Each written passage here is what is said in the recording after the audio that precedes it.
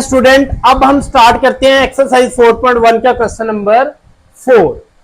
अब इसमें भी आपने फैक्टराइज ही करना है। क्वेश्चन नंबर 3 में भी हमने फैक्टराइज ही किया था, कोई फर्क नहीं है। फर्क कहां पे आ रहा है, इसके एक्सप्रेशन में फर्क आ रहा है। वो भी सिंपल, क्या फर्क है, यहां पे जो वेरिएबल एक्स की पावर 2 है या फिर वाई की पावर 2 है, उनके साथ हमारे पास एक कांस्टेंट नंबर ऐड कर दिया गया है। पहले हमारे पास ऐसे था, ये x की पावर 2 थी प्लस 7x था प्लस 3 था।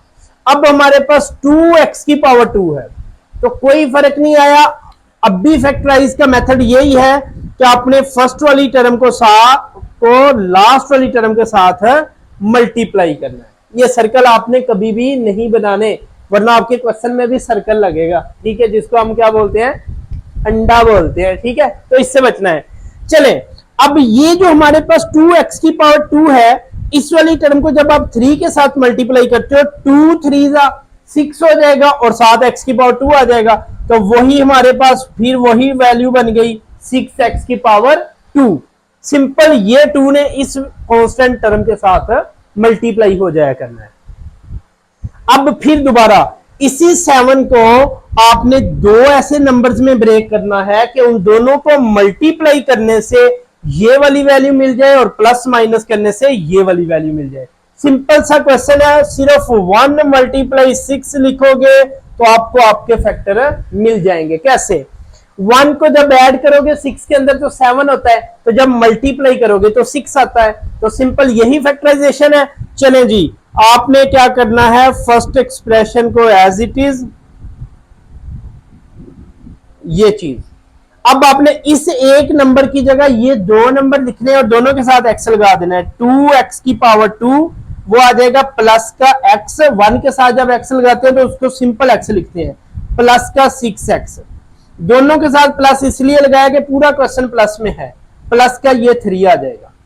सिंपल स्टेप वही अब दोबारा स्टार्ट हो जाएंगे। ओके, फर्स्ट वाली 2 टर्म में से कॉमन देखें क्या नजर आ रहा है। सिर्फ x कॉमन आ रहा है तो x कॉमन निकाला, रिमेनिंग में बच गया हमारे पास 2 भी बचेगा यहां पे और x भी बचेगा, प्लस यहां पे जो x था वो बाहर लिख दिया तो यहां पे कुछ भी नहीं है, वो 1 आ जाएगा।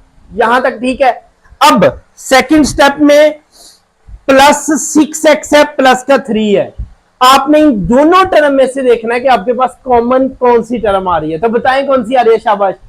देखें, 3 ऐसा नंबर है जो इसको भी डिवाइड कर रहा है और इसको भी डिवाइड कर रहा है, तो हम प्लस का 3 क्या करते हैं, यहां से कॉमन निकाल लेते हैं।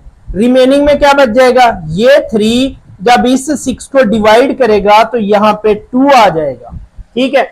मीन 3 2 6, वो 2 यहां पे आ गया और साथ ये वाला x ऐसे ही रहेगा। फिर ये प्लस है तो ये प्लस एज इट इज रहेगा, नहीं चेंज करते प्लस की वजह से। अब ये 3 जब इस 3 को डिवाइड करेगा, मीन आपने कॉमन लिया ना, तो 3 बाहर आ गया तो क्या बचा, 1। ये दोनों ब्रैकेट्स फिर क्या हुई, सेम आ गई। इनको 1 टाइम लिख दो, 2x प्लस 1 और x प्लस 3। तो ये आपके पास पार्ट क्या हो गया, सॉल्व हो गया, आपकी फैक्टराइजेशन हो गई। अब हम चलते हैं पार्ट नंबर 2 की तरफ।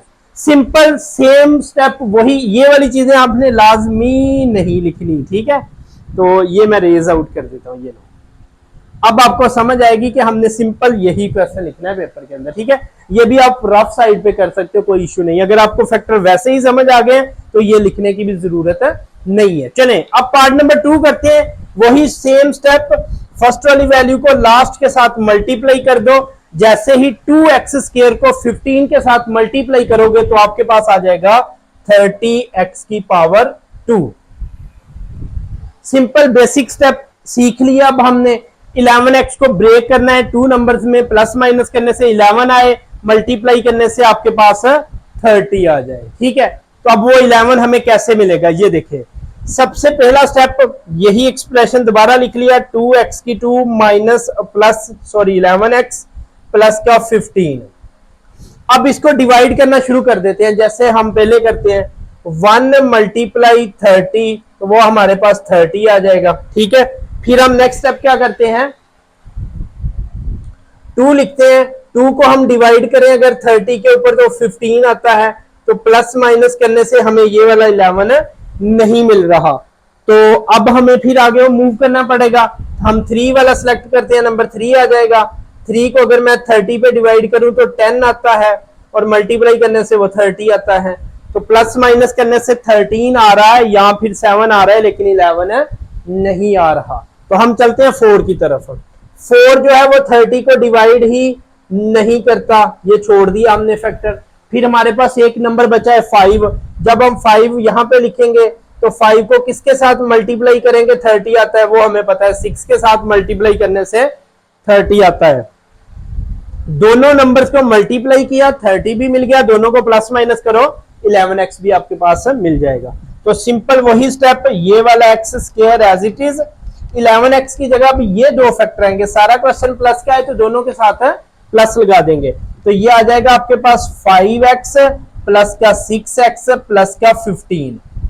चले जी, शाबाश। फर्स्ट 2 फैक्टर में से देखें आप, टर्म में से आपके पास क्या कॉमन आ रहा है, x कॉमन आ रहा है, ओनली x। तो आपने क्या करना है, x कॉमन निकाल लिया यहां से। रिमेनिंग में अगर देखें यहां से 1 टाइम x बाहर लिखा है, यहां पे 1 टाइम x बचा हुआ है, साथ 2 भी बचा हुआ है, तो ये 2x आ जाएगा प्लस यहां पे 5 एज इट इज आ जाएगा और ये x बाहर चला गया। एक फैक्टर आपको ये मिल गया। सेकंड में क्या करोगे, दोनों में से हमारे पास क्या कॉमन नजर आ रहा है हमें, सेकंड टर्म में से क्या करेंगे, इन दोनों टर्म में से देखें तो 3 हमारे पास कॉमन आ रहा है, तो प्लस हम क्या करते हैं 3 को कॉमन लेते हैं, तो यहां पे रिमेनिंग में बच जाएगा 2, क्योंकि ये 3 जब 6 को डिवाइड करेगा तो 2 आ जाएगा, साथ ये x आ जाएगा।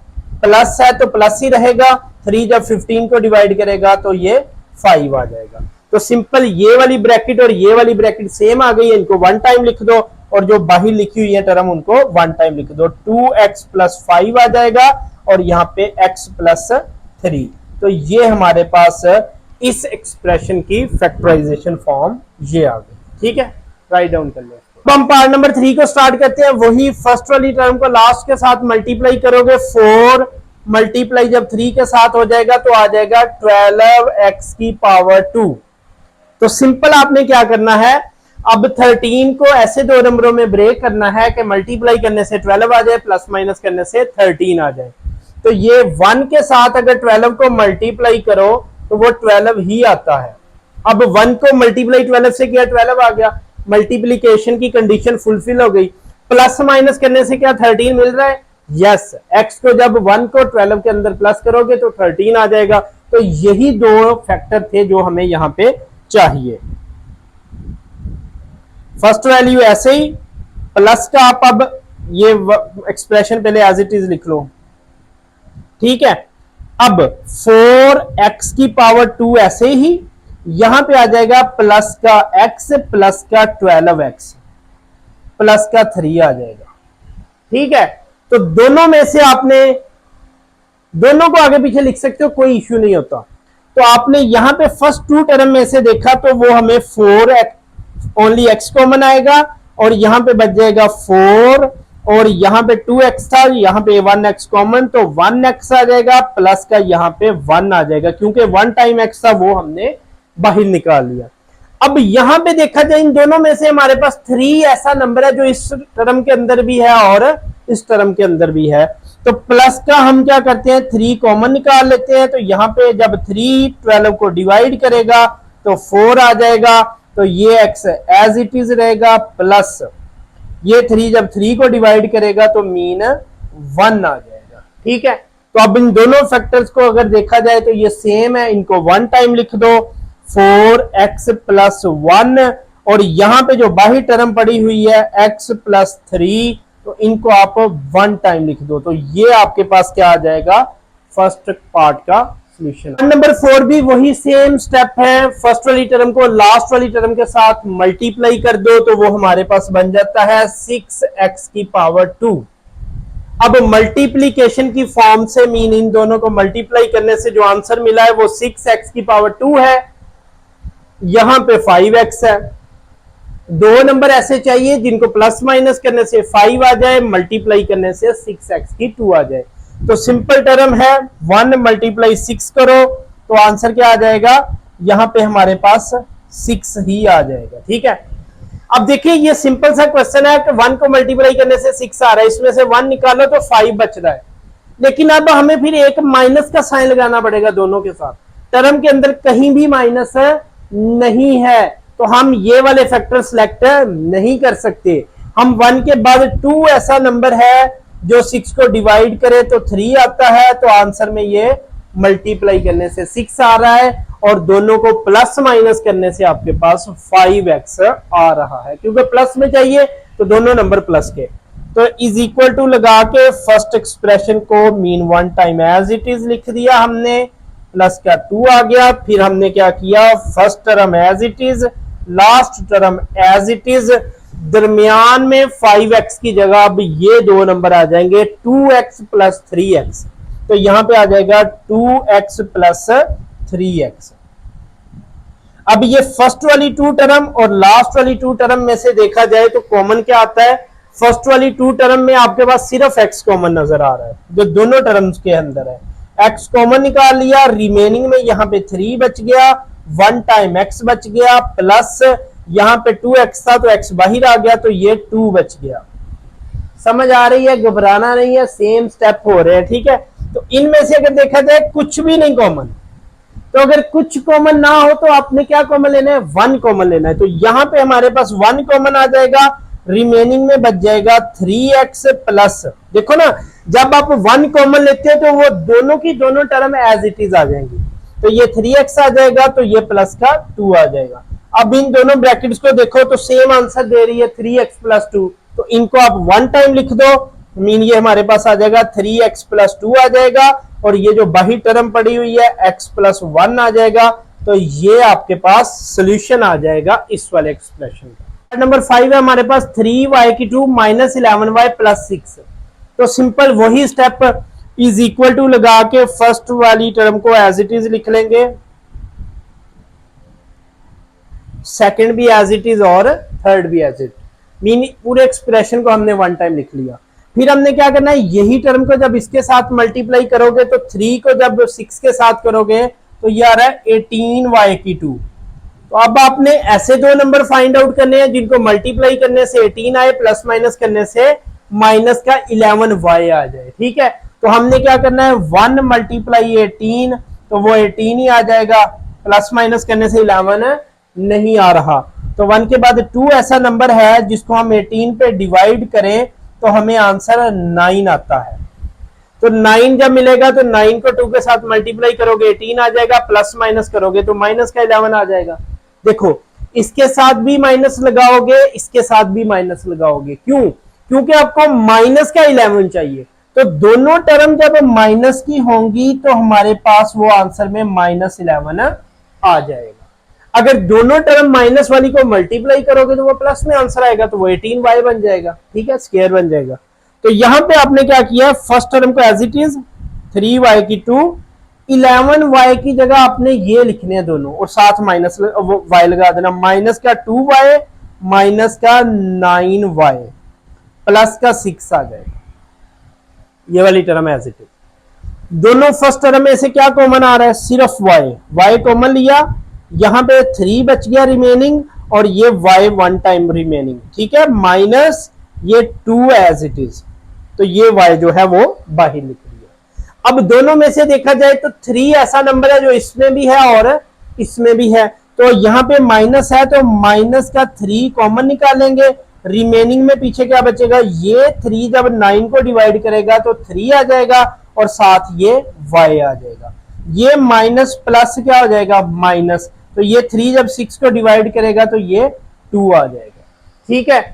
अब इन दोनों नंबर्स को देखो तो ये सेम फैक्टर है, ये 1 टाइम लिख दोगे, ये जो बाहर पड़े हुए नंबर इनको 1 टाइम लिख दोगे तो ये हमारी फैक्टराइजेशन हो जाएगी कंप्लीट, 3y माइनस 2 और ये आ जाएगा y माइनस 3, तो ये हमारे पास इस एक्सप्रेशन की क्या हो गई, फैक्टराइजेशन हो गई। अब हम चलते हैं पार्ट नंबर 6 की तरफ, सेम क्वेश्चन है, 1 स्टेप में सॉल्व होने वाला है, मीन फैक्टराइजेशन। ये वाली टर्म जब इसके साथ मल्टीप्लाई करोगे तो 2 को जब 2 के साथ मल्टीप्लाई करोगे तो 4 आ जाएगा और साथ y स्क्वायर आ जाएगा, तो हमारे पास ये बन जाएगा 4y स्क्वायर। ये वाला एक्सप्रेशन एज इट इज लिख लेते हैं, ठीक है। तो ये यहां पे 2 है, सॉरी, ये लो। अब हमने क्या करना है, -5y को 2 नंबर में ब्रेक करना है। वो 2 नंबर कहां से मिलने हैं, वो यहां से मिलने हैं। 1 को जब मल्टीप्लाई 4 से करोगे तो वो 4 आ जाएगा, प्लस माइनस करोगे दोनों नंबर को तो वो -y 5y मिल जाएगा। यहां पे माइनस में चाहिए तो दोनों के साथ क्या लगा दोगे, y भी लगा दोगे और माइनस भी लगा दोगे। 2y की 2 माइनस का y आ जाएगा, माइनस का 4y आ जाएगा, प्लस का 2। देखो दोनों को अगर प्लस माइनस कर रहे हो तो माइनस का 5y मिल रहा है, दोनों को मल्टीप्लाई कर रहे हो तो हमारे पास 4y की 2 आ रही है। अब पहली 2 टर्म में से कॉमन देखा जाए तो y है, तो y कॉमन निकाला, रिमेनिंग में क्या बच गया, 2 बच गया, 1 टाइम y बच गया, -1 आ गया। दोनों में से देखा जाए तो माइनस का 2 कॉमन है, तो ये 2 जब इसको 4 को डिवाइड करेगा तो 2 आ जाएगा, तो ये y एज इट इज आ जाएगा। ये माइनस प्लस को क्या कर देगा, माइनस, ये 2 बाहर आ गया, इसकी जगह 1। तो सिंपल, ये ब्रैकेट सेम आ गई, मीन फैक्टराइजेशन ठीक है। तो आपने क्या करना है, डरना नहीं है, क्या करना है, डरना नहीं है। इस स्टेप को आपने 1 टाइम लिख देना है, 2y -1, और ये जो बाहर पड़े हुए हैं 2 y -2, तो ये आपके पास इसका क्या आ गया, आंसर। तो इस एक्सप्रेशन की फैक्टराइजेशन ये हो गई। राइट डाउन कर जी। पार्ट नंबर हमारे पास है 7, जिसमें अब x भी नहीं है, y भी नहीं है, कि नया वेरिएबल आ गया है z, और आपने घबराना नहीं है, g आ जाए अब z। तो ये हमारे पास जब ये फर्स्ट वाले एक्सप्रेशन को लास्ट के साथ मल्टीप्लाई करेंगे तो 4 को 6 के साथ मल्टीप्लाई करोगे तो 24 आ जाएगा, z की पावर 2 आ जाएगा। सिंपल वही स्टेप। अब आपकी इतनी प्रैक्टिस हो गई है तो आप 1 × 24 लिखो तो 24 ही आएगा। 2 के साथ करो डिवाइड इसको तो 12 आ जाएगा, 24 ही आएगा। लेकिन आपको पता है इसको प्लस माइनस करने से ये नहीं मिल रहा, इसको प्लस माइनस करने से ये नहीं मिल रहा, तो 3 फैक्टर ऐसा है, नंबर ऐसा है जिसको आप 24 पे डिवाइड करते हो, 8 आता है, उन दोनों को मल्टीप्लाई करते हो 24 आता है, और उन्हीं दो को प्लस माइनस करते हो तो ये आता है। माइनस का 11 चाहिए तो माइनस का 3 माइनस का 8, तो दोनों माइनस का 11 शो करेंगे, ठीक है। तो ये वाला एक्सप्रेशन एक बार एज इट इज लिख लो, 4z की पावर 2 -11z प्लस का 6, तो ये आ जाएगा 4z की पावर 2, दोनों के साथ माइनस आएगा, माइनस का 3z आ जाएगा, अब z है तो z आ जाएगा साथ, माइनस का 8z आ जाएगा, प्लस का 6 आ जाएगा, ठीक है। सिंपल स्टेप वही। अब पहली 2 टर्म में से कॉमन देख लो और लास्ट वाली 2 टर्म में से कॉमन देख। फर्स्ट वाली 2 टर्म में से हमारे पास कॉमन z वेरिएबल आ रहा है, z कॉमन निकाला, रिमेनिंग में देखा तो यहां पे 4 बचेगा और 1 टाइम z बच जाएगा, माइनस z बाहर आ गया, यहां पे सिंपल 3 आ जाएगा, ठीक है। लास्ट वाली 2 टर्म में से हमारे पास माइनस का 2 कॉमन आ रहा है, जो इसमें भी है और इसमें भी है, तो माइनस का 2 कॉमन निकाला, ये -2 जब इसको डिवाइड करेगा तो ये 4 आ जाएगा, साथ इसके z आ जाएगा, ये माइनस जो है इस प्लस को माइनस कर देगा, ये 2 जब 3 को डिवाइड करेगा तो 3 आ जाएगा। तो अब ये दोनों ब्रैकेट सेम आ गई, इनको 1 टाइम लिख दो, 4z -3, और ये जो बाहर पड़े हुए हैं इनको 1 टाइम लिख दो, z -2। तो ये आपके पास दोनों के दोनों फैक्टर है किसके, इस एक्सप्रेशन के। पार्ट नंबर अगर 8 की बात करें तो यहां पे थोड़ी सी उसने सीक्वेंस को चेंज किया हुआ है, पार्ट वही है, क्वेश्चन वही है, स्टेप वही होने हैं, सिर्फ आपकी सीक्वेंस चेंज है क्वेश्चन की। तो आप क्या करो, इसको अपनी अरेंजमेंट भी ऐसे कर सकते हो, मीन ये सॉल्व आप ये माइनस का जो 3x² है उसको शुरू में ले आओ, ये जो प्लस का 7x है उसको ऐसे लिख लो यहां पे, और ये 6 को प्लस ऐसे लिख लो। किसी का साइन चेंज नहीं होना, क्योंकि हम इज इक्वल टू के दूसरी साइड पे नहीं लेके गए, उसको हमने उसी साइड पे क्या किया है, शफल किया है आगे पीछे। तो अब आप क्या करोगे, फर्स्ट वाली टर्म को लास्ट वाली टर्म के साथ मल्टीप्लाई करोगे, तो माइनस का 3 जब 6 के साथ मल्टीप्लाई होगा तो आंसर में आपके पास माइनस का 18x की पावर 2 आ जाएगा। अब आपने 7x की जगह दो नंबर ऐसे फाइंड आउट करने हैं कि प्लस माइनस करने से 7x आ जाए, मल्टीप्लाई करने से माइनस का 18x की पावर 2 आ जाए। तो वही स्टेप सिंपल, 1 मल्टीप्लाई 18, तो ये 18 आ जाएगा, लेकिन प्लस माइनस करने से ये नहीं आ रहा, तो 1 के बाद 2 है, 2 जब 18 को डिवाइड करते हो तो 9 आता है, वो लिख लिया। तो ये देखिए अब 2 को मल्टीप्लाई करो 7 के 9 के साथ तो वो 18 आता है, दोनों को प्लस माइनस करो तो वो प्लस का 7x बचता है। तो अब देखो ना, ये जो मल्टीप्लीकेशन वाला है वो माइनस में टर्म आ रही है, तो दोनों में से एक के साथ प्लस आएगा, एक के साथ माइनस आएगा, जरूरी है। तो ये टर्म अगर प्लस में पड़ी है तो बड़े फैक्टर के साथ आप प्लस लगाओगे और छोटे के साथ आप माइनस लगाओगे। तो सिंपल आपके पास -3x की पावर 2 एज इट इज लिख दिया हमने, और यहां पे आ जाएगा हमारे पास माइनस का 2x प्लस का 9x प्लस का 6। समझ आ रही है?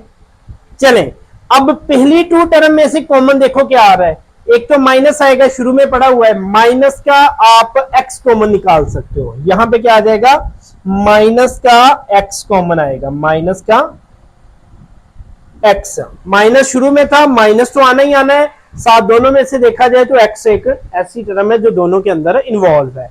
तो ये यहां पे फिर 3 बचेगा सिंपल, और यहां से एक x बाहर आ गया, एक x बच जाएगा।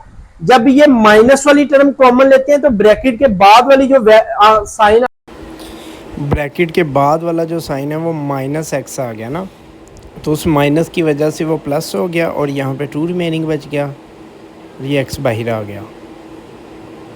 और प्लस का अब हमारे पास 9x है प्लस 6 है, तो इसमें से हमने प्लस का 3 कॉमन लेना है। जब हम प्लस का 3 कॉमन लेते हैं तो यहाँ पे हमारे पास बच जाएगा 3, जब 9 को डिवाइड करेगा तो 3x आ जाएगा, प्लस जब 3 6 को डिवाइड करेगा तो यहाँ पे 2 आ जाएगा। ये दोनों फैक्टर सेम हो गए, इनको 1 टाइम लिखेंगे, और ये जो रिमेनिंग बाहर वाली टर्म है उनको 1 टाइम लिख देंगे। और ये -x प्लस 3 जो बाहर पड़े हुए हैं इनको हमने 1 टाइम एक ब्रैकेट में लिख देना है, ठीक है। तो ये -x प्लस 3 आ जाएगा। फिर हम इनको एक्सचेंज भी कर सकते हैं, -x जो है प्लस 3 है उसको हम दूसरी साइड पे लिख सकते हैं, मीन 3 -x था तो उसको हम ऐसे लिख सकते हैं। तो ये हमारे पास एक्सप्रेशन आ जाए, तो ये हमारे पास सोल्यूशन आ जाएगा।